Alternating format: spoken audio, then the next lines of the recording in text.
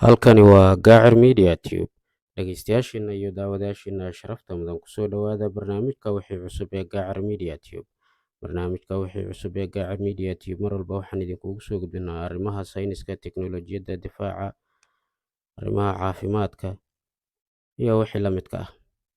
Haddaba dhegeystayaashiina iyo daawadayaashiina sharafta mudan, maanta waxaan idinkugu soo gudbin doonaa laba arrimood. Kow, dayax-gacmeedka Mareykanka uu leeyahay oo dhulka ku soo aadan.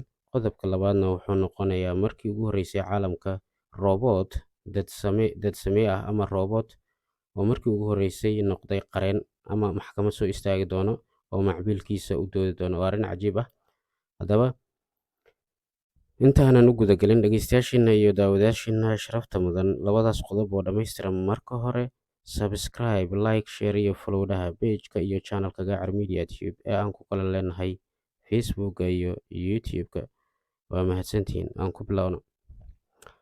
Dayax-gacmeedka dalka Mareykanka uu leeyahay oo dhulka ku soo aadan.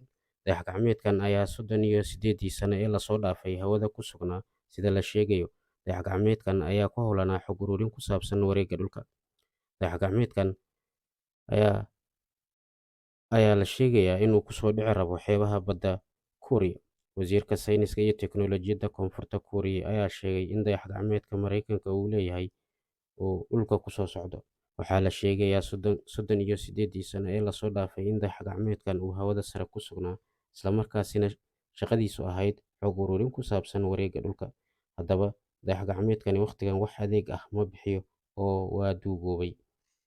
Markii ay soo baxday xogta ah dayax-gacmeedkan duugoobay in uu kusoo dhacayo xeebaha badda Kuuriya, dowladda Koonfurta Kuuriya muwaadiniinteeda waxay fartay in ay iska ilaaliyaan haraadiga burburka walxaha dayax-gacmeedkan. Culayska dayax-gacmeedkan ayaa la sheegayaa inuu yahay 450 kilogaram.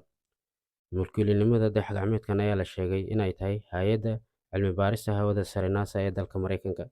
Waxaa xusid mudan hadda ka hor hay'adda cilmi-baarista hawada sare NASA in ay sheegtay in burburka haraadiga walxaha dayax-gacmeedyada 9,400 qof dhexdooda hal qof in ay waxyeello ka soo gaari karto. Inkastoo cilmi-baarista hawada sare ay tahay arrin dalal badan soo jiidatay, haddana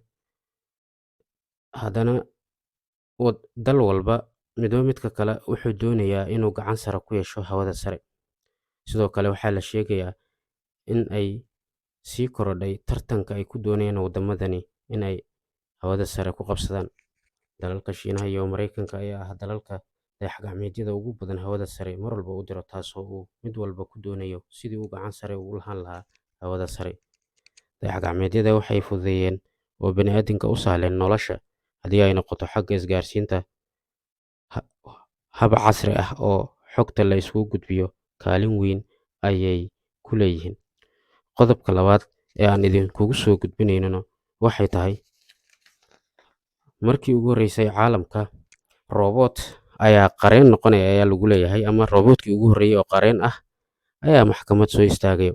Robotkii ugu horreeyay oo qareen ah heer caalami ayaa maxkamad ka soo hormuuqan doona asaga iyo macmiilkiisa. Robotkan ayaa qareen u noqon doona sida la sheegayo macmiilkiisa oo lagu soo eedeeyay xawaare xad dhaaf ah inuu gaarigiisa ku waday.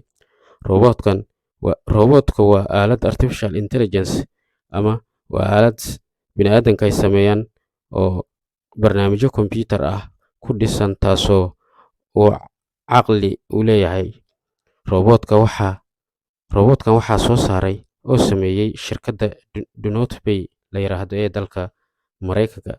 Robotkan ayaa shaqadiisu ku bilaabi doono in uu qareen u noqdo macmiilkiisa asagoo maxkamadda hortagayo bisha soo socota ee February 2023. Robotkan qareenka ah ayaa la sheegayaa inuu difaac sharciyeed u sameyn doono macmiilkiisa oo ku eedeysan xawaare si sharci aanan ahayn in uu gaarigiisa u kaxeeyay ama xawaare xad dhaaf ah uu gaarigiisa ku kaxeeyay, taasoo robotkani dhinaca sharciga uu ku difaaci doono macmiilkiisa. Waa arrin cajiib ah. Dhegeystayaashiina iyo daawadayaashiina sharafta mudan, intaa waxaa inooga eg barnaamijka wixii cusub ee Gaacer Media Tube. Barnaamijka wixii cusub ee Gaacer Media Tube ee kan xiga intaan ku kulmi doono nabadiino.